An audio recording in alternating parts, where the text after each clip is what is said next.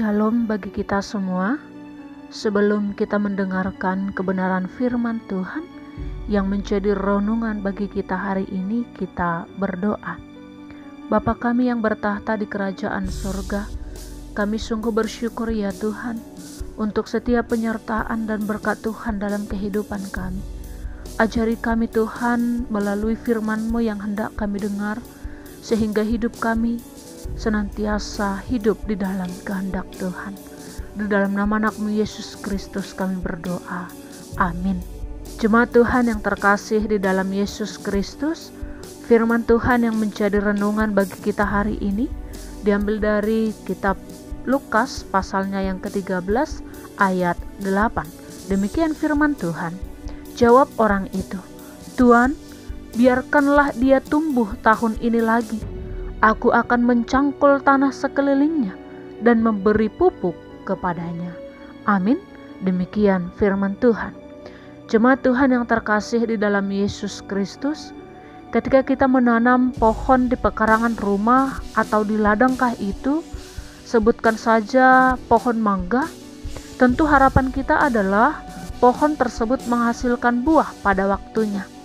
Tetapi jikalau tak kunjung juga berbuah, maka kita akan menebangnya dan menggantinya dengan tanaman yang lain. Teks renungan kita hari ini adalah bagian dari perumpamaan tentang pohon ara yang tidak berbuah. Perumpamaan ini menggambarkan Tuhan sebagai pemilik kebun mendapatkan ada umatnya yang tidak berbuah dalam jangka waktu yang lama. Jangka waktu untuk pohon ara berbuah adalah pada tahun ketiga, tetapi tak kunjung juga berbuah tahun pertama, kedua, dan ketiga, sehingga pemilik kebun akan menebangnya. Tetapi pengurus kebun berkata, seperti dalam teks renungan kita hari ini, "Tuan, biarkanlah dia tumbuh tahun ini lagi." Memberi kesempatan kepada pohon tersebut untuk berbuah. Tetapi jikalau memang dia tidak berbuah, tahun depan maka akan ditebang. Jika kita lihat, pengurus kebun mengerjakan segala sesuatu bagi pohon ara tersebut agar bisa berbuah. "Aku akan mencangkul tanah sekelilingnya dan memberi pupuk kepadanya." Mencangkul tanah dan memberi pupuk, itulah yang dilakukan pengurus kebun supaya pohon tersebut berbuah. Jemaat Tuhan yang terkasih di dalam Yesus Kristus, demikian halnya hidup manusia yang begitu rusak oleh benalu dan tunas-tunas dosa dan tidak dapat diperbaiki sendiri, sehingga manusia membutuhkan uluran tangan Yesus untuk mencangkul dan memberi pupuk sehingga kita selamat. Tuhan Yesus telah datang untuk menyelamatkan manusia.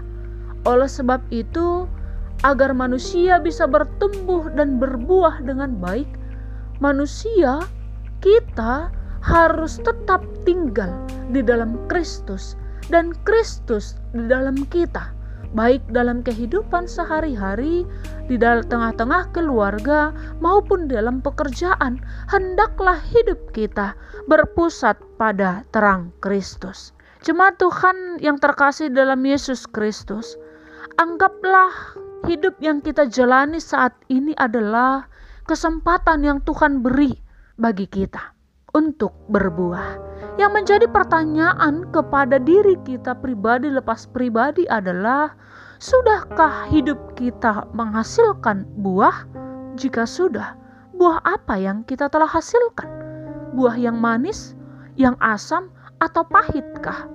Tentu bagaimana selaku manusia yang telah diselamatkan, orang yang telah Allah selamatkan melalui Yesus Kristus, hanya oleh karena anugerah semata, maka mari pupuk dan sirami diri kita dengan firman Allah, sehingga buah yang kita hasilkan adalah buah yang manis, hidup di dalam kehendak Allah, dan hidup kita menjadi kesukaan bagi Allah.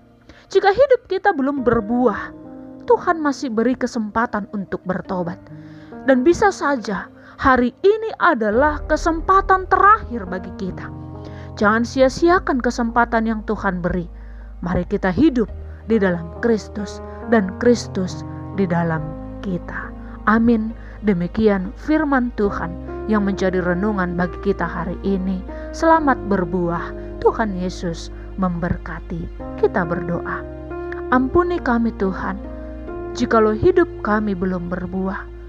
Ajari kami memakai kesempatan yang Tuhan beri, agar kami memakai kesempatan tersebut untuk senantiasa memperbaharui diri kami, hidup kami yang telah ditebus oleh darah Yesus. Maka hidup kami juga harus berbuah di dalam Kristus. Amin.